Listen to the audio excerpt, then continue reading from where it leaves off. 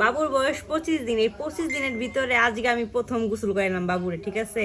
প্রথমত আমার মা করাইছে গোসল, পরে আমার মা চলে যাওয়ার পরে দাদু করাইছে গোসল। তা আজকে আমি ভাবলাম যে আমি একটু আজকে গোসল তুমি করাই। গোসল করাইতে পারছো? পারছি, এটা কিন্তু সাধারণ আল্লাহর কোনো কাজ মতে না। করতে পারছি, না না যতখানি খুব পারছি। কঠিন।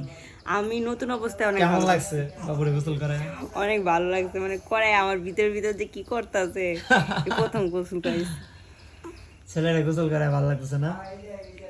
এই যে এখন মাথায় তেল তেল দিয়ে দিবা দিতেছে। কম, বাবুদের মাথায় তেল দিতে নেই। তেল দিলে মাথায় যখন তেল দিবা বেশি তখন মাথা ঠান্ডা লেগে যাবো। হালকা মানে কোনো এই যে জায়গায় হালকাই তো চুলগুলা দিছি, যেন ই করে আর এই কি। যে হালকা দিয়ে হ্যাঁ, হালকা চুলচুল দিবা হইছে না। বাবুদের। আর শরীরে তুমি লোশন দিতে পারো বা তেল দিলেও হালকা। না, শরীরে এখন সরিষার তেল দিলে বাবুদের ত্বক কালো হয়ে যায়। সরিষার তেলে ত্বক কালো করে, চুল কালো করে। শোনেন, কালো করে চালু করে এমনিতে দিছে।